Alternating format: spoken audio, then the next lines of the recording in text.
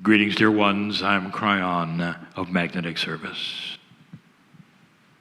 Dear ones, I know where I am.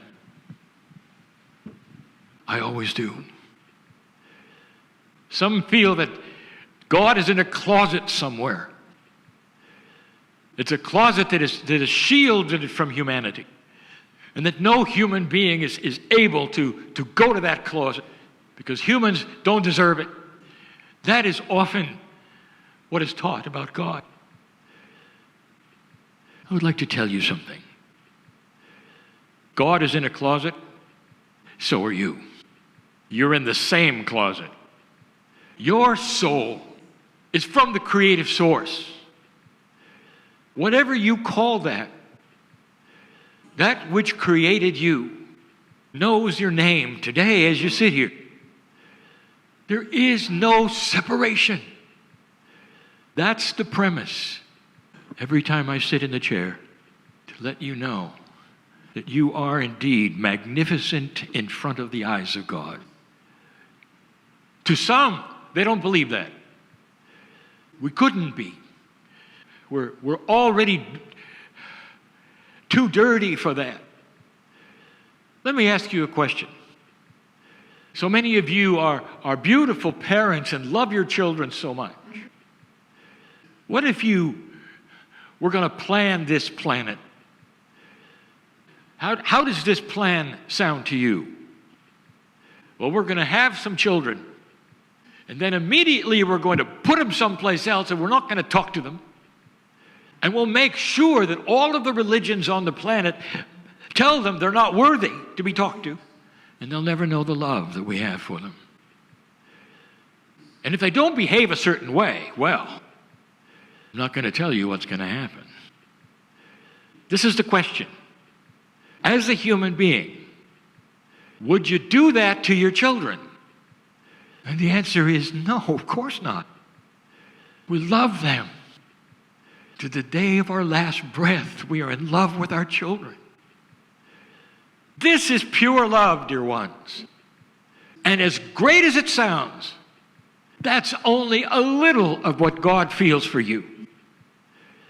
There was no plan to separate you. You've done a good job of that yourself. When I came into this planet and started talking to my partner, I gave him the rules of Kryon. It would not be a paradigm that he's ever seen before. It would not be a belief system. There would be no membership.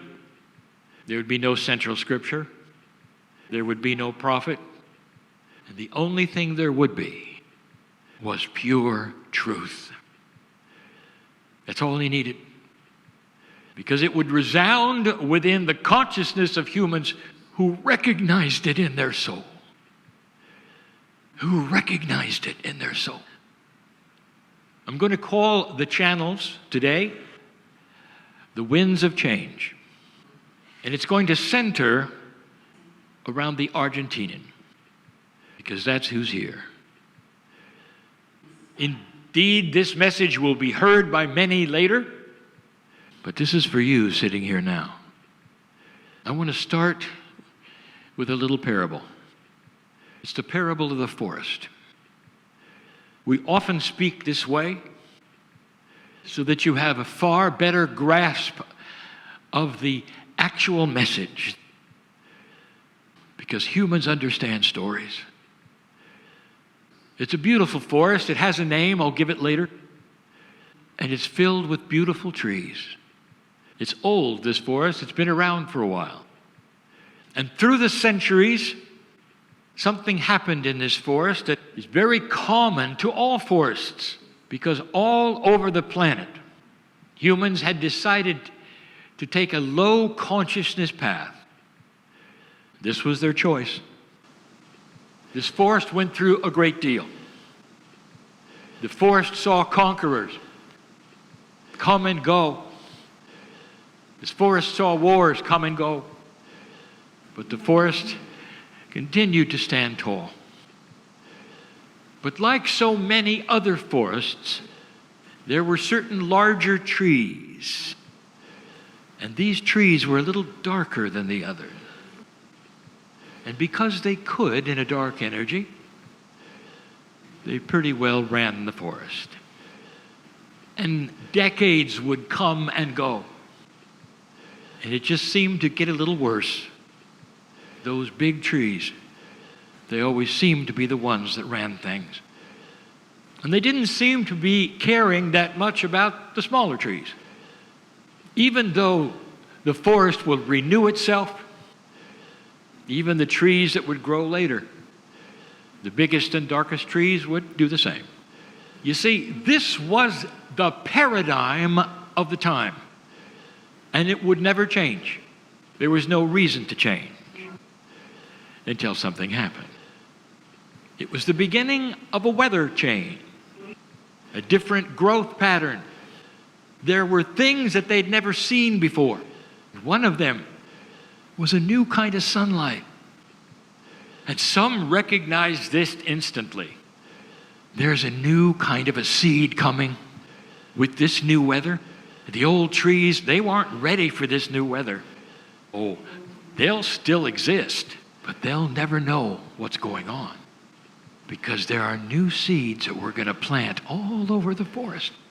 And these new seeds, when they become mature trees, are going to have a whole different kind of branch and leaf. They're not going to stand alone like the other ones did. These new trees, they're going to intertwine their branches to the other trees. They're going to care about the forest in a way that the forest hadn't seen before, ever. Indeed, the sun came out. And indeed, the seeds were planted. Those around the forest and the farmers knew what was happening. And they would slowly plant the seeds and walk away smiling, knowing that in time, the seeds would grow tall and that the seeds would start to influence the forest.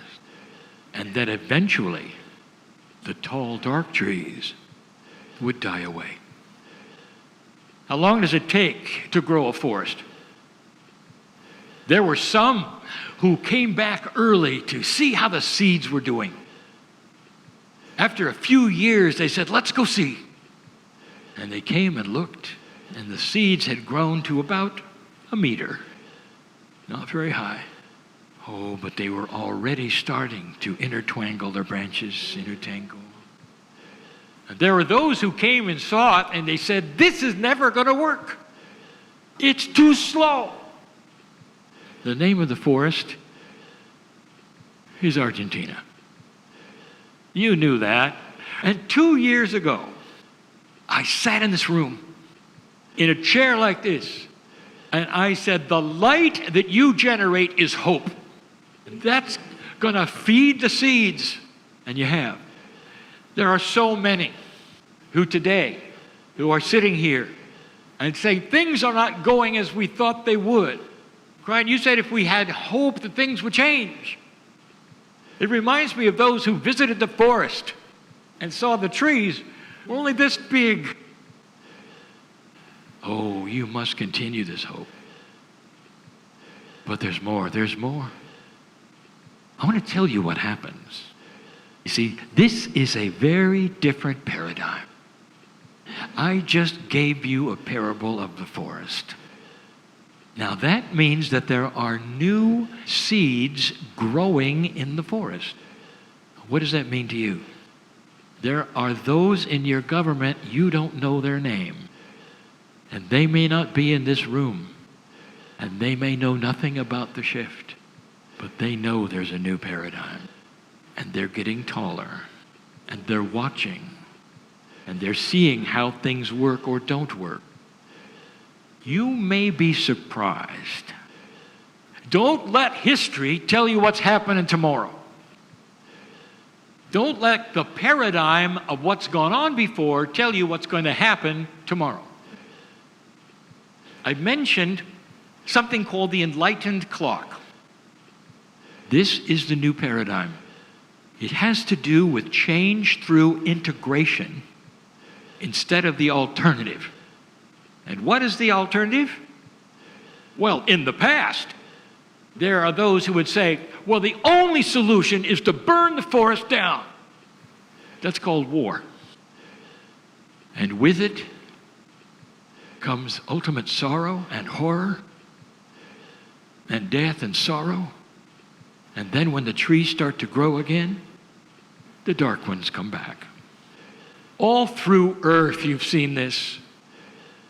War does not work. It never has. It never will. The integration is what we speak of the old souls that are coming in, representing new seeds. Let me tell you about the clock. The most important thing about the clock, an enormous clock that you might envision in front of you, is that it continues telling time.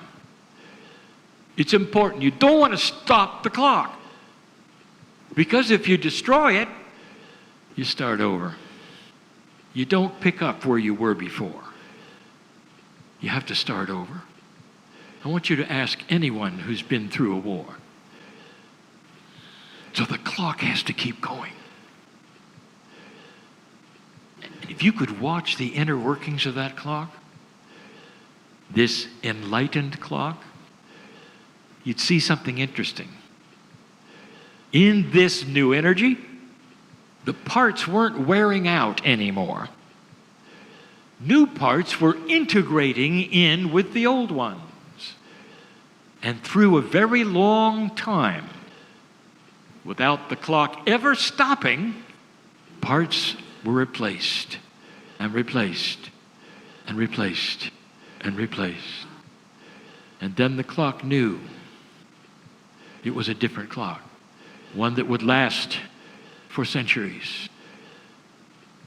It was a enlightened clock, the clock of the light. This is the metaphor for an integrated chain. The winds of change are blowing on this planet. Eventually they will blow your way as well. But listen, not if you give up. Not if you give up. I want to tell you something that the old trees know. When they see they may be in trouble, when they see there are many new trees that are different, when they sense a paradigm shift, they do one thing. They know. They know what stops light. And they're very good at it. Here's what stops light. Fear. Worry. And they'll do everything they can to frighten this planet, to try to take it back to where it was, in culture after culture. And they're going to do it a lot of other places than here. Watch for it and identify it. I'm going to give you an exercise tonight. Some won't like it because it tests your maturity, old soul, because it tests what you believe. But we're going to continue this channel with another one. We're going to talk about the winds of change and some of the wild cards that are being presented on the planet. And that means certain human beings. I hope you've understood this. In this room is the ability to create that wind stronger if you'll continue the hope. And you'll understand that patience is needed to let these seeds grow that were planted in 2012 and before. How long does it take to create the best meal in the world? If you're a cook, you start days before it.